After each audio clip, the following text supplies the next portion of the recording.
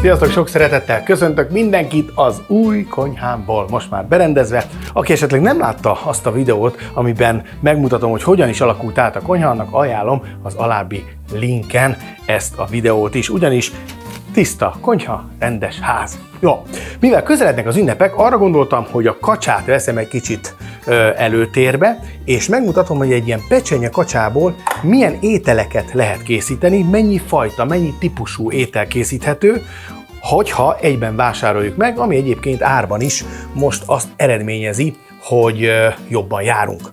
A mennyisége, illetve a kilója az 2,320, tehát majdnem 2,5 kilós kicsikéről van szó, és meg szeretném mutatni, hogy nem csak sültet lehet belőle készíteni, hanem darabolva, részeire szedve levest, főételeket, kacsasztéket, kacsasültet és még számos olyan dolgot, amit akár az ünnepi készülődéshez is fel tudtok majd használni. Úgyhogy részeire szedem a kacsát, úgyhogy több részben mutatom majd meg ezeket az ételeket. Elsőnek jöjjön a kacsa darabolása és egy kacsaleves. Junge Ente, mint az a felirat is tanúsítja, fiatal kacsáról van szó, ugye pecsenye kacsa van írva rá, friss, kizsigerelt pecsenye kacsa belsőséggel, jó, illetve aprólékkal. Jó, hát nézzük, semmi extra, íme a kacsa. Ez most egyébként elég sok boltban kapható, tényleg normális áron, és ami benne található még, az egy ilyen meglepetés zacskó, amiben benne vannak további alkatrészek. Mik ezek? Egy kis zúza, egy kis szív és egy kis nyak. Nagyon szépen ki van tisztítva, és nem is szőrös. Úgyhogy ez a márka egyébként elég jó, mert sok kacsánál tapasztalom azt, hogy jó szőrös, de ez teljesen elő van készítve. Hát nézzétek meg. Ilyen egy Junge Ente. Na, mit is lehet belőle készíteni? Már mutatom is. Először is, ha megveszünk egy ilyen egész darabot, akkor érdemes földarabolni, és az alkatrészeket külön-külön szétszedni. Hogyan távolítjuk el először is a szárnyát? Nagyon egyszerű, kifordítjátok, itt csináltok egy bemetszést, és az egészet kitöritek így, puff. Innentől kezdve már le is jön. Ez az első művelet. Oké. Akkor van egy szárnyatok. Ez jó lesz majd a levesbe. Megcsináljátok a másik oldalt is. Puk, vágás. Így. Kitörés. Van most már két szárnyunk, hát ezek ugye húsosak, úgyhogy a levesbe igen jók lesznek. Van itt egy ilyen nagy bőrke, azt is levágjuk. Ez is mehet majd kisütésre. Van a farrész, azt inkább egy bárdal vágom. Ennek ugye ezt a részét itt a püspök falatjából ezt a részt ki kell vágni, és ezután már használható.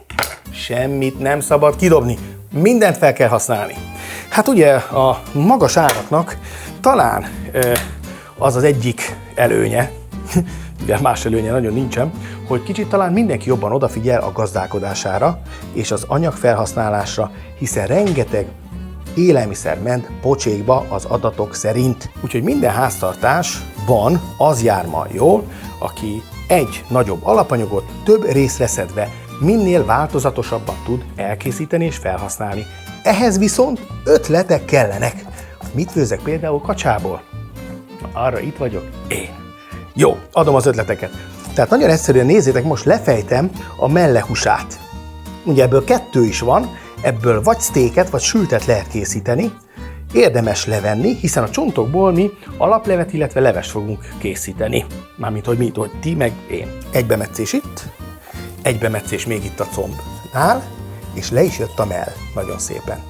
Így. Tehát van egy ilyen szép kis mellünk egyszer. Mivel két oldala van, így van belőle még egy. És akkor most ott tartunk, hogy van még két comb. Nagyon egyszerűen szintén ki kell fordítani, egy ilyen masszázsal. Ki kell fordítani ugyanis ezt a csontot, ami itt van belül, és ha így kifordítjátok és már látszik, akkor lehet levágni kényelmesen, úgy, hogy nem vágjuk el a kezünket. Comb. Kifordít, kibújik, levág. Így. Alakulunk. Na és akkor itt van ez a valami, ezzel mit csináljunk? Vannak zsírosabb részei, azokat le kell vágni, hiszen ezeket ki fogom sütni. A kacsazsír ugyanis nagyon finom, akár kenyérre kenve lila hagymával is kiváló lehet. Akkor vannak ugye azok a részek, amik kicsit húsosabbak, eziket is érdemes lejjebb venni, ezt sütésre szedem szét, és mivel a levesben nem kell sok zsír, én a gerincen, a háton lévő részeket is leszoktam így vágni, ebből nagyon finom töpörtyű tud kisülni. Na, ezeket még itt lefarigcsálom, ti is tegyétek majd így.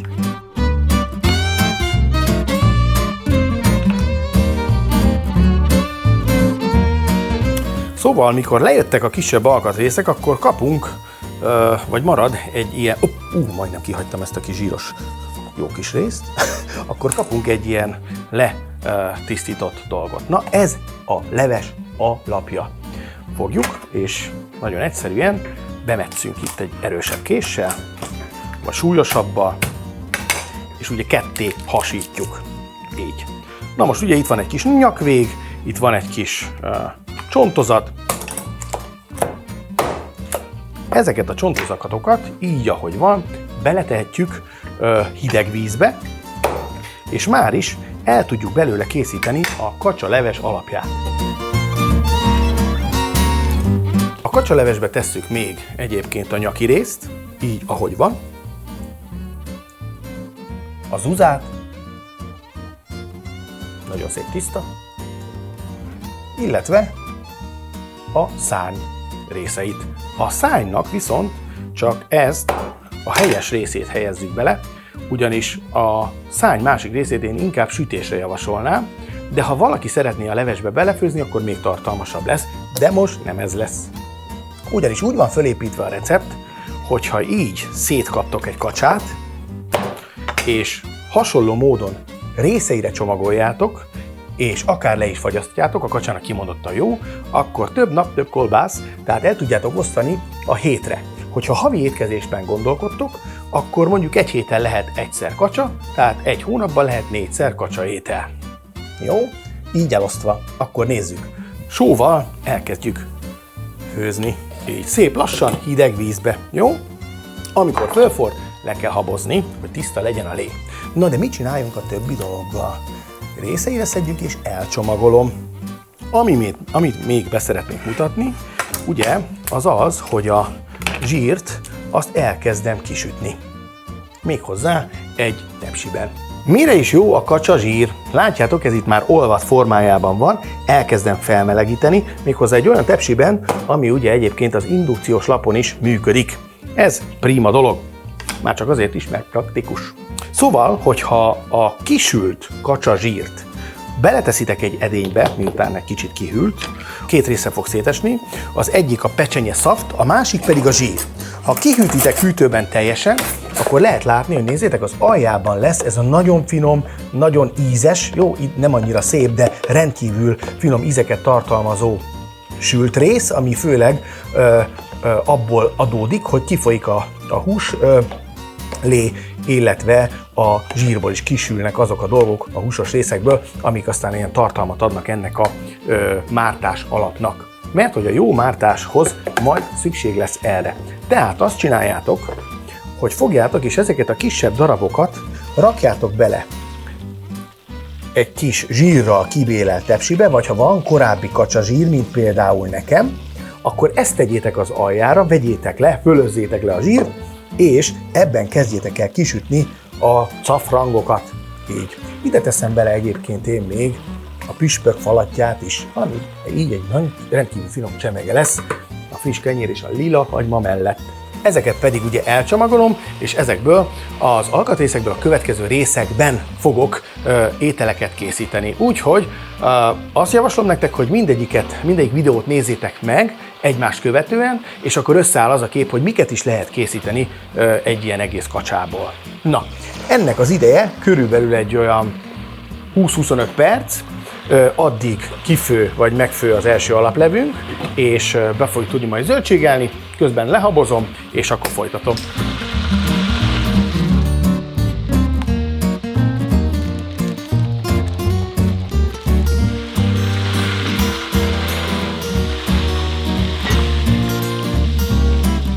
majdnem elfelejtettem mondani nektek, hogy mitől lesz finom a kacsazsír. Mitől lesz olyan igazán különleges íze. 3 dolog, az egyik az az alma. Ha almát teszünk magába a zsíradékba, sütés közben isteni íze lesz tőle, és erre pont az ilyen fonnyattabb, már meg nem ennéd alma az igazán hasznos, hiszen azt se dobjuk ki. Csak annyi, hogy félbevágjátok, és belehelyezitek szépen ide, ahogy sül. Ezt későbbiekben pedig eltávolítjuk majd. A másik ilyen hozzávaló a vöröshagyma, amit szintén érdemes belerakni, mert ez sütés közben is, ahol megpuhul, utána nagyon finom íze lesz tőle a zsírnak, és a hagyma is ehető lesz. Ami még elmaradhatatlan, az a fokhagyma, amiből is egy jó nagy gerezdet érdemes szintén választani. Kicsit szétpéseltem, hogy jobban belemenjen az illóolaj mindenhova. Így. És ha fűszerről beszélünk, akkor én a rozmaringot javaslom. 2 alternatíva van, rozmarink vagy vadag fűszerkeverék. Ha nincs otthon friss rozmaringunk, akkor viszont megturbózhatjuk egy kis fűszerkeverékkel, annyi, hogy körülbelül egy ilyen munkáskanálnyi mennyiséget szépen elszórunk rajta. Így nem kell sokat, túlzásban nem szabad esni. Így. Na most, ha ezzel sütitek ki, akkor nagyon kellemes, ugye ebben a keverékben van egy kis kakukkfű, van egy kis rozmaring, van egy kis zsája, és még sok minden más. A lényeg az, hogy nagyon kellemes ízű lesz tőle a zsír. Már most jó. Szóval, hogyha a fogásokat nézzük, akkor például egy rendkívül jó kis napindító lehet hétvégén, mondjuk egy ilyen zsíros deszka is. Jó. Akkor nézzétek meg, már kezd lassan gyöngyözni, elő kell készíteni a szűrőt, és hogyha fölfort, akkor habozgatni, ahogy már mondtam. A cuccok el vannak csomagolva, ilyenkor így már mehet a sokkolóba vagy a fagyasztóba, ugyanis hogyha lefagyasztjátok, nem árt neki, kicsit szétszedi a fagyasztó mondja hideg a húsrostokat, és még porhanyosabbá lehet sütni a kacsát.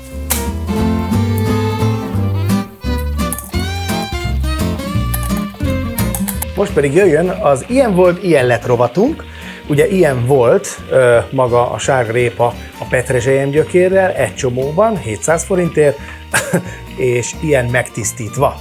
Na, mivel ilyen áron a héja is nagyon drága, viszont van benne íz, ha meg van rendesen mosva, tehát nem földes, akkor habozás után rászórhatjátok az alaplére. Szépen belenyomjátok, és már is az íz nem vészel, csak átalakul. Na most, még egy gyakori hiba szokott lenni, ugye mivel a répa össze van csomagolva a petrezselyem gyökérrel, hogyha ketté veszitek, akkor egyből láthatóvá válik ez a petrezselyem zöld, és a petrezselyem zöld csak a fehér répának van, paszternáknak nincs. Jó, tehát ezt külön kell rakni, ebből 2 is van. Ellenben a zöldje, az mehet a nyulaknak. Nem a nyulaknak, vagy a csirkéknek, vagy éppen a komposztba. Tehát a lényeg az, hogy ezt ne felejtsétek el, nehogy egy csavarással együtt az egészet kivágjátok. Jó?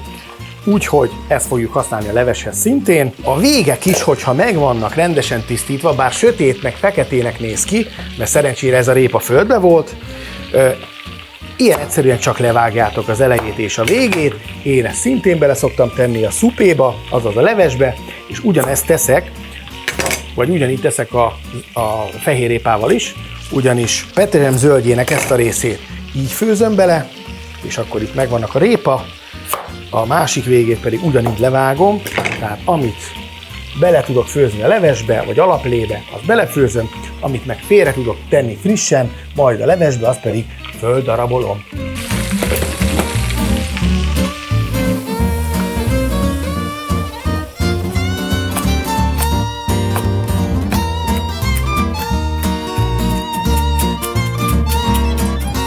És akkor jöjjön a leves befejezése. Itt van az az alaplé, amit ugye a csontokból főztem. Lehet látni, hogy ugye minden már megpuhult. Ezt főzhetitek 1,5-2 órán keresztül is, de főzhetitek ugyanígy jelen esetben ilyen, mennyit főtesz 30-40 percet, az alatt primán kifő belőle az az íz, amire nekünk van szükség. Utána folyik is nagyon egyszerű mozdulattal szépen leszűritek. Mi lesz ezzel, ugye? Ami itt marad benne, hát ezen egyébként rendkívül finom, közben elkészült a töpörtyű is, rendkívül finom, húsban gazdag részek vannak, úgyhogy ha ezeket leszedjük, akkor például újabb étel kreálható belőle, vagy éppen levesbetétként is lehet használni. Na itt van a lé, amiben most már jöhetnek a dolgok, hogy egy igazi leves legyen belőle. Semmi más nem fog használni, egy nagyon pici fűszerkeveréket, ezt fogok hozzáadni, de tényleg nagyon keveset, körülbelül így ennyit, paf, és meg fogtok lepődni, azért nem tettem bele sok sót, mert szóját fogok használni a leveshez. Beleöntök egy jó evőkanálnyi mennyiséget, ha gyengébb a szója, akkor lehet 2-vel is nyugodtan. A lényeg, hogy megszínezi, teltebbé teszi a színét, illetve az ízét is. Nézzétek meg, most a kacsalevesből szinte már egy marha húslevesnyi színű, vagy marha húsleves színű lé keletkezett, de a szója, mivel ugye az egy ízfokozó fajta is, de természetes, nem E320, viccelve, már kiváló. Ami még hiányzik belőle, még egy kis zöldségíz, amit ugye a felszeletelt darabolt zöldség és petrezselyem fog majd kicsit kiegészíteni. Így. És akkor igazából 2 fűszerrel meg is oldottam ezt a leves kérdést. Ha belefő még ugye a fehérrépa, és a sárgarépa, attól még teltebb lesz az íz, viszont még egy kis szóját adok hozzá, mert ez is egy ilyen hervad szója. Úgyhogy legalább ebből 2 evőkanálnyi.